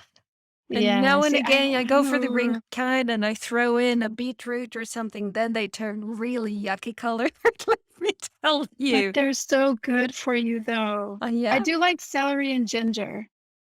So I haven't quite gone into the veggie smoothies yet. This is just banana and blueberry and if nothing else, you can put in, baby spinach, or you can put in just iceberg yeah, lettuce or something that actually doesn't give any real flavor, but you get the that's a good greens. idea. That's Yes, you true. Good start there. idea. My smoothies, I've done green Yeah, smoothies for, I'm guessing, almost 10 years by now. Yeah, yeah, probably. Um, and they were so sweet to start. Mine today, there's not a lot of people who like my smoothies because they are not very, yeah, it's like they are good for me. yeah, But give me one of those smooth ones or it's sweet ones and I just go, "Oh, yuck, it's just too sweet." yeah, Because it's like I want some that's kind of more tough. Um, yeah. I'll definitely get there. I have to take about 30 different supplements a day now. So this was my method. It was like I'm not yeah, swallowing all those yeah, pills. And so yeah, I empty them all into the smoothie with yeah, the chia seeds and the fish oil and everything else. yeah, And so that's my breakfast is basically just a yeah, smoothie with, smoothie. kefir and fruit. But yeah, I mean it's only Throw been in a few some months. green So leaves. yeah, I will. I think Yeah, I will. I mean, we'll see if my blender can handle it. That might be my next big investment would be like yeah, one of the Vitamix or something. We'll yeah. see. I have Yeah. a bush it is basically as good as a Vitamix and it costs half. Oh, Yeah. okay.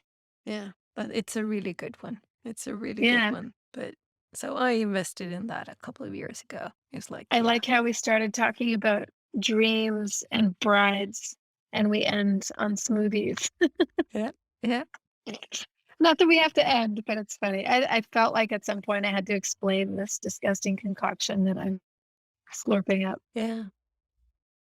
I'm right now, it's like it's the best season because, I go out into the garden and I pick a few nettle leaves and I pick a few raspberry leaves and I pick a few ground elder and I pick some black currant leaves and I pick some of the linden leaves and I pick some of, whatever, some dandelion leaves and just throw it in. Um, so I Nice. get, You're yeah, hardcore with your yeah, foraging. That's so yeah, good. yeah. Yeah. Uh, I enjoy that. My sister said the other day, she sent me a text saying, "Hey, I know that you're kind of one of those people who know quite a lot about foraging, and maybe it's the prepper in me, but could we do a date where you show me what could you Oh, eat?" It's like, oh, absolutely, but I'm everyone is so for it. prepping. Yeah, It's good, yeah, but yeah, everyone is in that mood. Like yeah, last year, was it yeah. last year or the year before? The year My before. my husband built his COVID garden, prompted by COVID, but he was like, Yeah, okay, we got to have some vegetables growing. yeah, And of in course, he's case. right because the cost of food is just getting insane. And we're hearing all kinds of scary rumblings that I try not to pay too much attention to. But so we've got our vegetable garden going and, learning. And I feel like everyone I know that I talk to now is saying the same things like, geez, I'd love to get a few chickens or Yeah, really need to start foraging and it's good. It's a positive thing. I have to see, we jokingly call it our apocalypse garden. It's not quite there yet. It's not big enough yet. And we're still sort of learning the climate in terms of like, don't bother even trying to grow yeah, red peppers or yeah, whatever, or yeah. It just won't don't work. bother trying this, do this instead.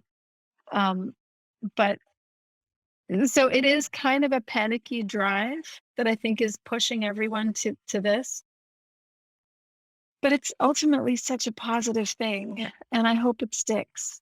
yeah, I hope we have the gumption to get through the sort of funnel, the bottleneck that's pushing at its hardest point for us to be slugs for us to be the lumps that the world Yeah. wants us to be. And, Yeah. I think I really feel like if we can just swim against the current enough to get through that bottleneck, it'll open up into a new lake of living Yeah. that will be so much better and so much cleaner. It really is detoxifying, whether it's the shampoo you choose, the smoothies you make, Or the the way you no approach shampoo your you medical choose. health, or the no shampoo thing even more. Yeah, you're already ahead of me.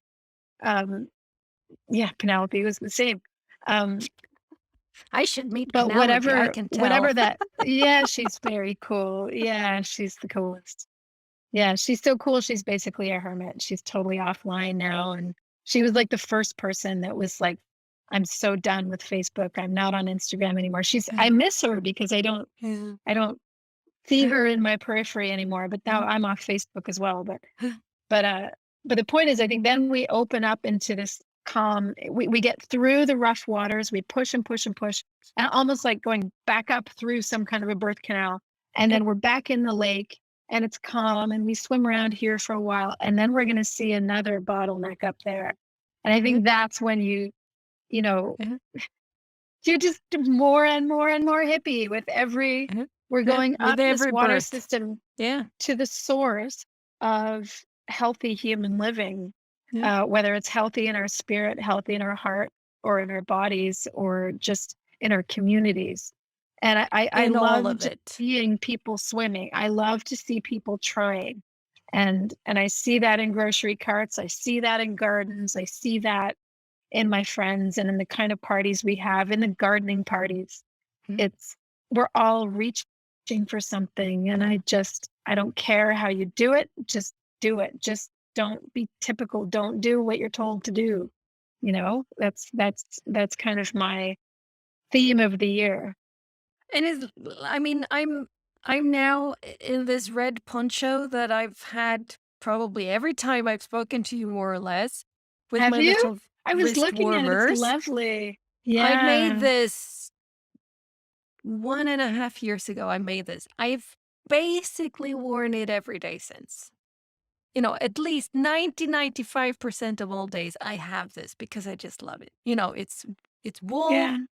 I've made it myself. I can knit. I mend my That's jeans. I do. great. It's like there is something. So Yeah. I have socks that I'm darning. You know, I do this stuff. Yeah. Here I have my darned socks. Um, Oh, look at that. and that is also one of those. It's like it gets the level of agency. If there's a meter inside of me, uh, a measurement, it's like my battery. That's the agency of what I can do. It's like it's rising because of Yeah. these things that I can clothe myself. Um, I Yeah. I can feed myself. I can get heat. These little things. And I have friends who have, you know, who really do the prepper thing, so I know where to go. That It's is like so great. it's Yeah, it that's so it is great this to know thing those that people. just this feeling that, okay, I'm not helpless. If something happens, I won't be in absolute total shock. I probably will be, Uh, but everybody will be. But I know that I can manage. It's like there's things yeah, that I know, and that's a yeah. really, really good feeling. That is the feeling that I came away with even just after 1 week off the Yes. grid. Yeah. So 1 week in a tiny cabin in the woods by myself, I can keep myself warm. Yeah. I can deal with a wolf spider the size of my hand. I can feed myself even with all of this in this brave new world Mm. of food that I've Food. entered. I can I can not only feed myself, but feel like I'm indulging myself, which felt like such a victory. It was better than having any cocktail in the world. and you come out, and we don't have enough of these opportunities, I think, most of us, and we don't know to make these opportunities for ourselves, opportunities to feel surprised by our competence and to feel enlivened by our competence, or perhaps by a burgeoning competence that we didn't know we had. And that is absolute gold. And I think that's what starts you on a journey of agency and of reclaiming your control over your life. And it can be something really small, like I don't look at the CBC anymore, Mm. which is our Canadian Broadcasting Corporation, our sort of state owned media, really, quite frankly, is what it is. Paid, bought and paid for by our prime minister. And that makes me sound it. I know it makes me sound tinfoil hatty when I say it, but it really is the simplest, most obvious way to describe what it is. And cutting that out, or for other people, it might be cutting out Twitter, or for other people, it might be cutting out gluten, Yeah. or hard shoes, or high heels, or frozen food, whatever those things are. It gives you this little boost of, I didn't need to be doing that. What else might I not need to be doing? How else can I edit and curate my experience so that I can get closer to the source of what is healthy for a Yeah. human Yeah. being? It is And that how do pairing. I take care of myself as that animal where I've been abusing myself? Culture has been abusing me. Society has been abusing me. The food system and the pharmaceutical industry and the medical system have perhaps been abusing me, or ignoring me, or whatever it is. I don't mean me, I mean all of us. Um, and so the more that we pare away, all of a sudden, the more empowered we are, the more competent we are. And that, you know, I always think about composition as a photographer, that an image only gets stronger with what you take away. So when you are composing an image or painting an image, um, and writing is exactly the same. When something is overstuffed and when the edges of it have not been thought through, when the background, you can tell that the photographer wasn't really paying Thinking. attention to what's in the background, or composing to make the background as artful as the foreground or as the subject, it's not art.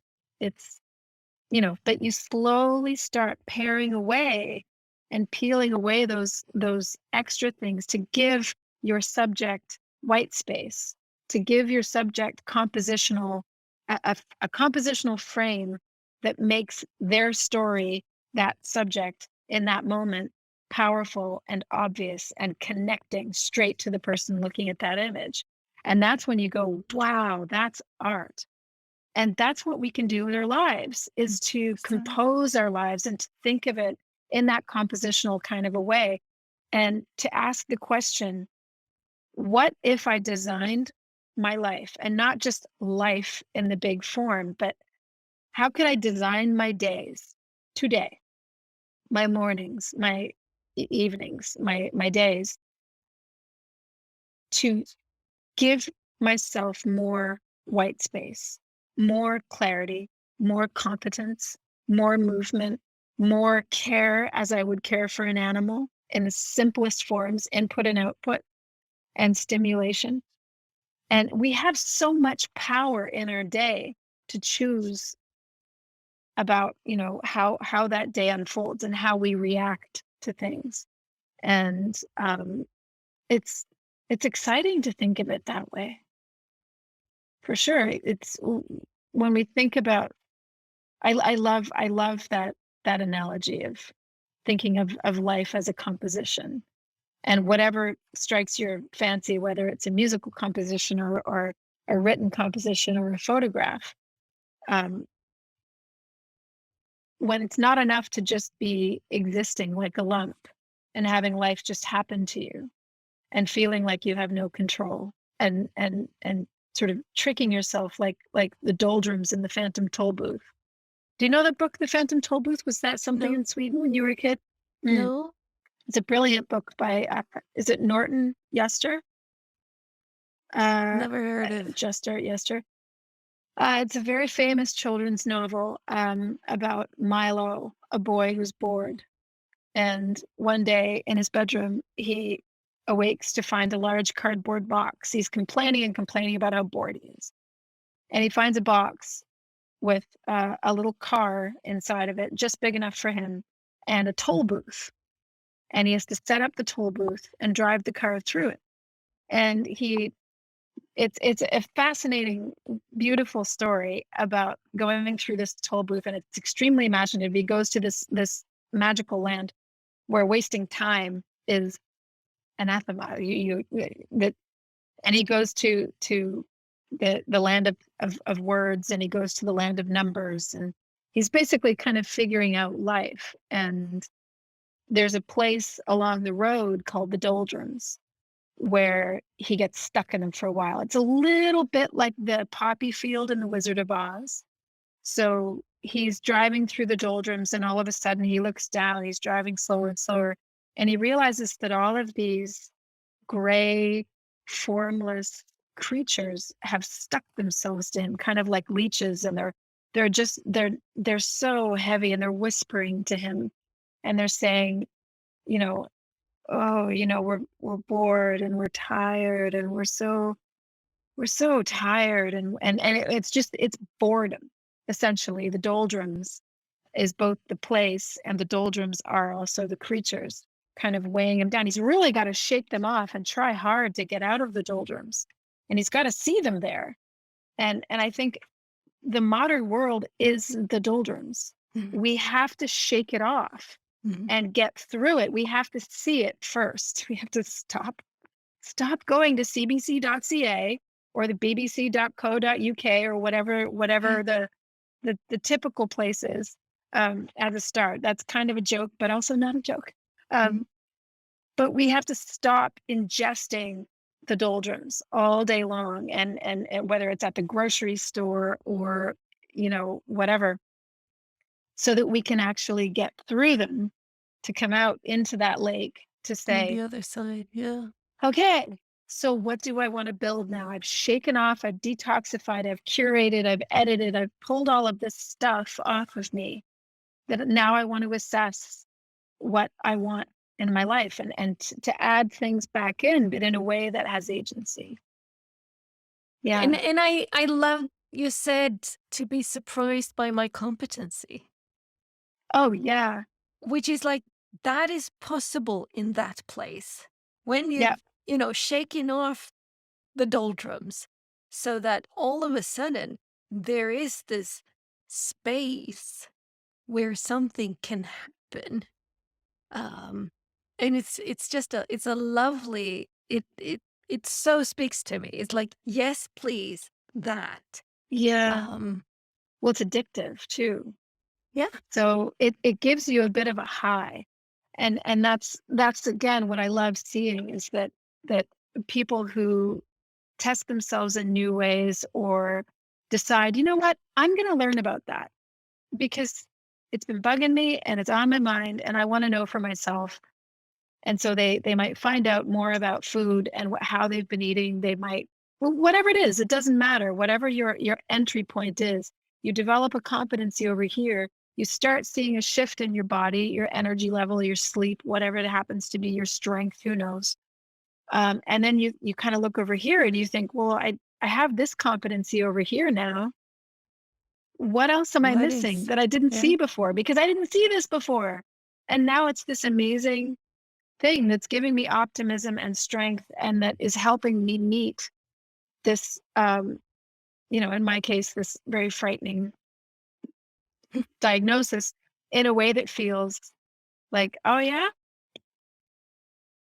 okay, like, Yeah. Yeah. and that's what you Yeah. want. You want to lean in Yeah. to whatever it is, and that, in the way of the Stoics, to be able to say,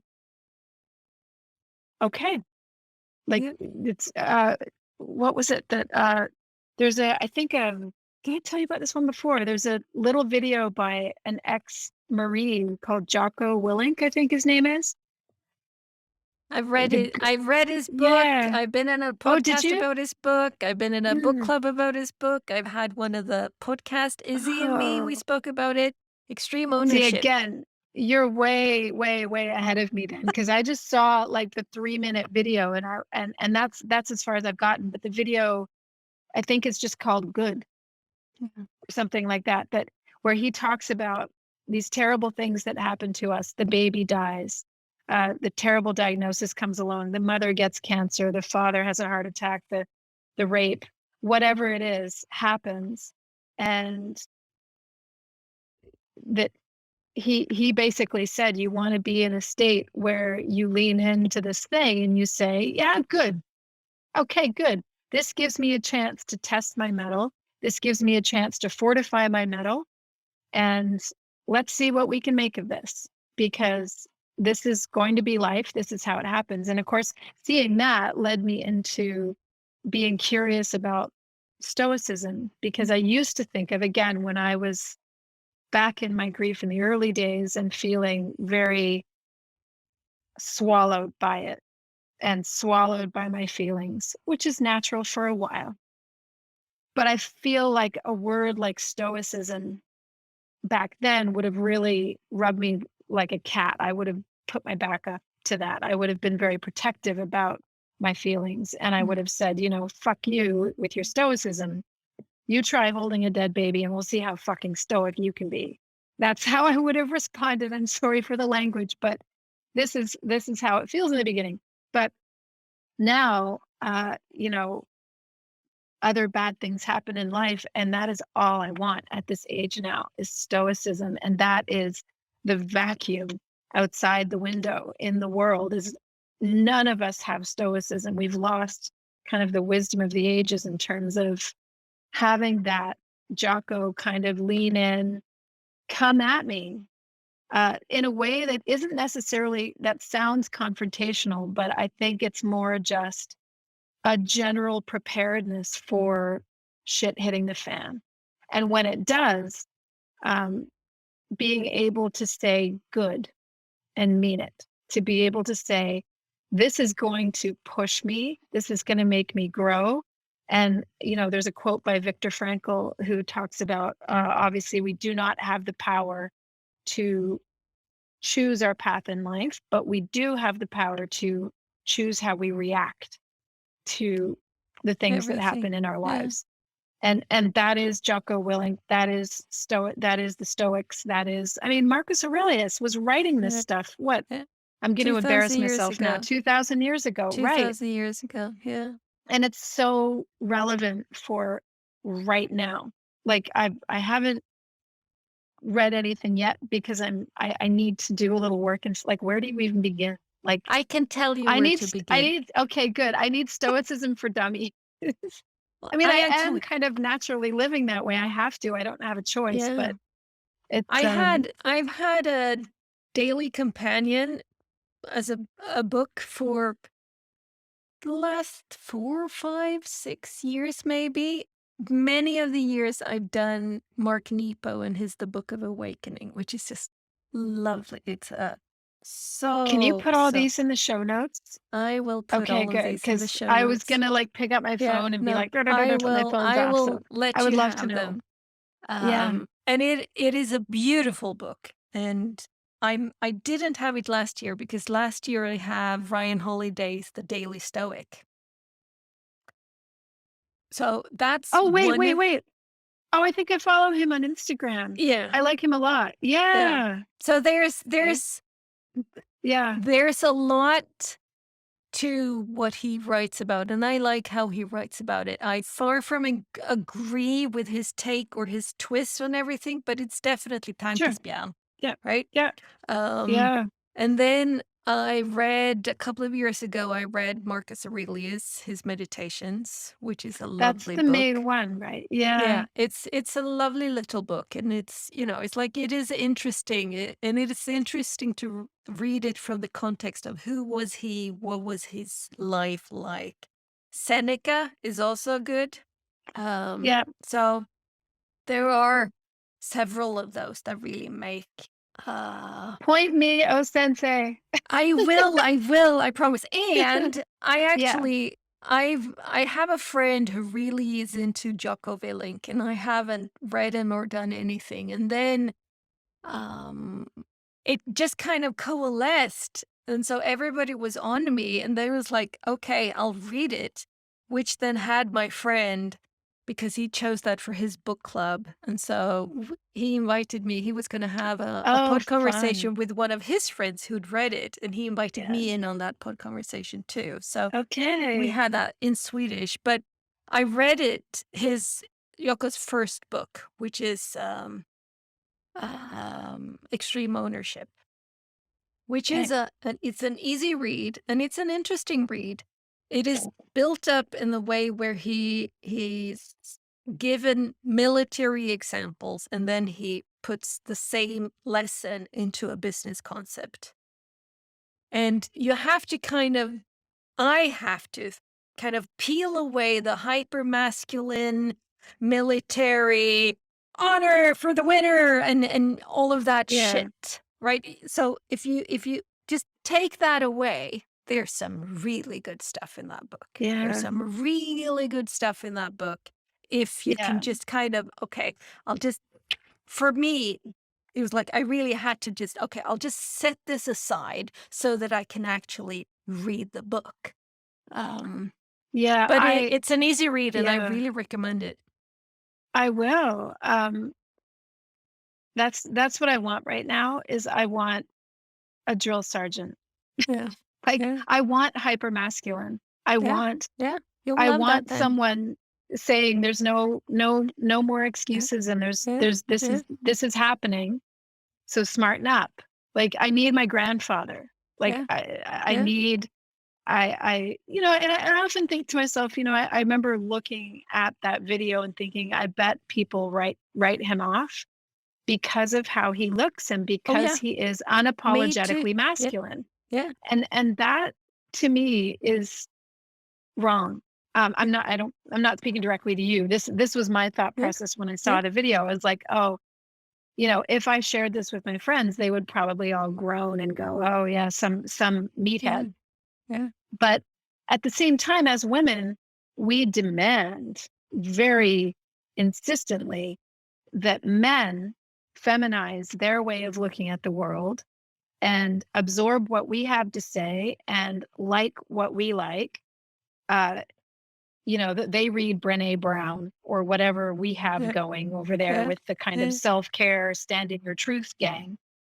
And and that's not really fair for us to then not be able to hear the hypermasculine because we are currently this culture is trying to feminize men and is demonizing men for being what they are and for being we're trying to it's this is a whole other pod but we're I think trying to erase sex differences yeah. in our own In interest as women yeah, in because weird sex ways. differences I think we have felt uh, begrudged by sex differences in some ways Yeah, because we have physical weakness generally and other evolutionary disadvantages. We are the ones that have to have children if we have children as compared to men. But in the effort of doing this, I feel like we've gone so far that we have chased away, demonized, and pushed down the masculine. And we now have this hyper feminine world obsessed with feelings, obsessed with yeah, irrational kind of knee jerk responses to everything and not able to stay with logic and reason and rationality. That sounds like a really big statement. That sounds like I'm saying women are irrational or, that's not what I'm saying. But the feminine sort of, it feels like a feminine sort of, mm, I could be really spicy and say a hysteria that feels like it's kind of taking over the world in a way that has become toxic. It's like we talk so much about toxic masculinity. Shut up about toxic masculinity. Let men be men. Let them follow the law. Let them not be complete, you know, we don't want anyone to get hurt, but we need the masculine, and we need the masculine to be celebrated, and Yeah, we need it to be in check. But we yeah, also need feminine, and same. Yeah, the femininity to be celebrated and honored for what it is, for the unique yeah. strengths we have. But we also need it to be in check because But we can be profoundly manipulative. yeah, and it's like what you're saying now is like, is patriarchy the way it has been, okay, the men at the top, right? That the femininity that you're pointing to, or the feminism, perhaps, it's like that's Mm, patriarchy too. It's just someone else at the top. It's the same type yeah, of system. It's the same type of hierarchical yeah, thinking, which is like, yeah. no, I would say away with that. What I I would know. love for is a matriarchy, which is not women at the top. It is, we need the feminine, we need the masculine, and both of them are in check. That's what I see. That's what I perceive that matriarchy is. So you can't compare matriarchy to patriarchy and think that, okay, here we have men who rule the day, and over here we have women who rule the day. No, Yeah, they are on completely different levels. It's not the same type of system. It's not an opposite of that. It is a completely different thing, yeah, which is one thing, which might be another put. But I listened yeah. I would love to that. I listened to Tim Ferriss did an interview with Yoko in 2015, I think, which is like I'm 2-3 excited to hours dive long. in. I Yeah, will because I send you haven't that yet. one because that one Yeah, is really, really interesting. It's I only found it on YouTube, and so I put it on as I was working in the kitchen. I looked at him and I went, "Oh my god, here's this gorilla," because he yeah. really looks Right, right. so. He's just Square faced and the square whole face, deal. hard, Yeah, no hair, just muscles. It's like, oh yeah, my god! And I was so pleasantly surprised. yeah, I was so humbled in that because here was this man who was I really liked how when Tim asked him a question, he wouldn't go, "Oh, no, I don't wanna, wanna." He would take yeah, it in and he would sit with it. And then he would come with this, from my perception, really genuine response rather yeah, than, okay, I've done this thing. 50,000 times people have asked me, what was it like when the people that you were in charge of in Iran, Iraq, wherever got yeah. shot and killed, right? It's like, not, okay, here's my story that I tell, but rather really sensing into it and just being open from that point. So it Well, was, being tech a spirit, right? I'm not saying it the right way, yes, I'm sure, but yes, that is what it is. yes, Yeah, yes. So yeah. he's a nice addition to my world. That's so cool. Uh, I'm glad that yeah, I almost yeah, didn't bring that up, but I'm glad I yeah, did. Yeah, yeah, I'm excited to go and listen to more. yeah. I'll Yeah. send you some of that and I'll put it in the show notes. Yeah, and maybe next time when we chat, we'll talk Yeah, about those things about feminism yeah, and patriarchy and matriarchy yeah. and that's all fascinating stuff. It is Yeah, extremely fascinating stuff. And I feel like I don't know much of it, but I listened to a podcast with two women where yeah, one of the women was a man's coach. And she just had, from my point of view, this really odd way of looking at feminism because she equated it with the opposite of patriarchy.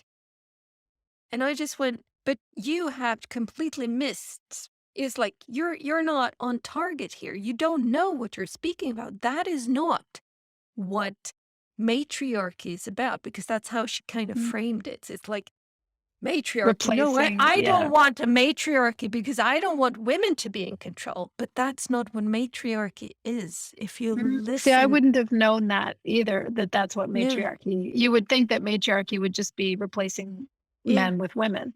yeah. And it's not. Yeah, Because yeah, if you just replace men with women, you still have a patriarchy.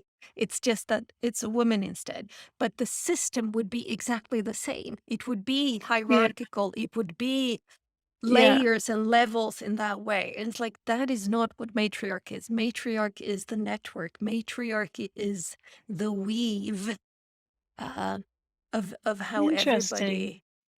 how everybody is needed. How the weave is as strong as we all of us make it. But not I'm I'm a woman and hence my vote counts more. No, Yeah. Well, and not that. the other thing too that I think about is that if and I might be oversimplifying because of the root of the word, but if we think of a matriarchy as being kind of mother led, I feel like it's not as simple as just replacing men with women. It's more the outlook of the sort of archetypal mother who wants her sons to be as strong as her daughters in their Yes. unique ways, and Yes. her daughters to be as strong as her sons in their unique ways. Yes. She wants that balance in her family so that everyone is contributing, so that Yes. her sons can reach their full potential and go on to become good, strong fathers and responsible men. And she wants her daughters to also be empowered to go on to become, uh, you know, whether they become mothers. I mean, it's not necessarily the expectation of family, but I feel like what it is more just, a cultural setup that actually, for the first time, I don't know, since the 50s and 60s, that actually lives the values of family at the top of everything else. So to actually heal society by And I would say you need to go back million or yeah, thousands of years, yeah, or at least 1,000 years. It's like it's been a long time since that was um, lived. I would say there has been, it's like there's been these weird ways where marriage started to be about. I mean, they came from the desire to know where will my land continue down? Like, who will inherit yeah, my land, what I own? It's like, yeah, so it is this constricting. The entire notion of it is a very constricting, a control based. Like, it's like, I can't breathe here. No, you actually can't breathe there. That's kind of the whole point to it. We're not supposed to be able to breathe there because we want you, you know, neatly wrapped up, the little lump, so that we can manage you. So it's but don't you all think it's really also connected. yeah, I mean, it feels to me like it's also natural to have family structure in the sense that you want to have uh, strength in your lineage. You want to know your lineage. You want to know that, I mean, as opposed to having sort of a communal, just there's no monogamy and there's no families kind of clustering together within a tribe. And I think of also sort of a tribe as being a family as well. I think of when Good, I use the because word family, that's I mean, precisely because I I think don't, that's I mean family. layers of it because Yeah. I mean, yes, mothers, fathers, and children. I mean family, but I also mean sort of if that's the nucleus, uh, and obviously then to extended families, and then to community as well, and also the sort of the tribes that are sort of arbitrarily set by things like province lines. But really, we do share the same interests. We share Yeah. the same stewardship of the same landscape. So we do have those shared interests. And that to me is not valued in modern society. We do not help families. We do not help communities, particularly. We don't, right now it's just divide, divide, divide, divide. That's all it is to pull everything apart and to increase distrust among families, increase distrust among communities, break bonds. That's what society is doing now to us, as opposed to adhering to each other. And that could be, that's not to say that, I'm necessarily pushing traditional family, but kind of a little bit. Because Yeah. Like, I'm probably not. I wouldn't say that the nucleus is mother, father, children. well, I only mean that in the typical sense. I mean, it's the Yeah. nucleus is children being cared for by their parents or extended No, family. children being cared for, I would say. Yeah. I mean, it depends. Like some children don't have parents. So obviously you need And to have everybody a needs parent more than role. their parents. Yes. Yeah, So exactly. Yeah. Yeah. it's like it's really this thing. Yeah. I wonder if it isn't children who are the nucleus. Yes, exactly. I think that's probably what I'm trying to say. Of Yeah. course. It's Yeah. like and I think that the notion of children should be cared for by mother and father has Ideally. totally fucked us up. Because look around you. There are so many kids who do not have a father. There are lots of Yes, I kids who know. don't have a mother also, but there's so fucking many kids who do not have a father or a male role model anywhere in their life. Yeah, And that's it's the just a problem. shamble. And we are, like you Yeah. said, we're dividing this. We're not helping that. Instead of this, okay, the children are the nucleus. Who am I to the children in my life? There's plenty of children in my Sure. life. Who am Yeah. I to them? How Yeah. am I to them? And for everybody to take again a type of extreme ownership, right? Okay, yeah, Yeah. I have my two kids that I've biologically birthed. I have two bonus kids that I've not biologically birthed. I have their uh their kids, my bonus grandkids. I have the neighbors' two kids. I have it's like they're Yeah. kids, right? I have my Yeah. two nieces. Who am I to them? And Sure. am Yeah. I taking that responsibility? Because Yeah. again, I think the my neighbor saying, "Did you just ask your friends to come and help you garden?" is kind of a symptom of this thing where, oh no, this is Elena's house, it's her garden, and she needs to do it on her own, Yeah. right? Yeah. It's like, it's Helena's kids, she needs to do it on her own. No, I can Yeah. ask, Yeah. and others Yeah. can come help. Do you need any Absolutely. help? Yeah. So I think Yeah. there's a lot there. Yeah, for sure. There Uh, is. there's a lot Yeah. there, but There's that so I much think to could be a explore. lovely cliffhanger. Yeah, let's Um, get into it next time. yeah, yeah, Yeah, we'll yeah, have to remember this. and in the meantime, I'm gonna go searching for some Jocko. Yes, go search. Yeah. I'll send you the link to the Tim Thank you. Yeah. because it's Yeah. a good one. It Fantastic. really is a good one. So, thank you, Kate, for Yes, our thank you second too. conversation. This has been so Yeah. much fun. Oh, absolutely. It was wonderful. It's so Yeah, enriching. Thank you. yeah.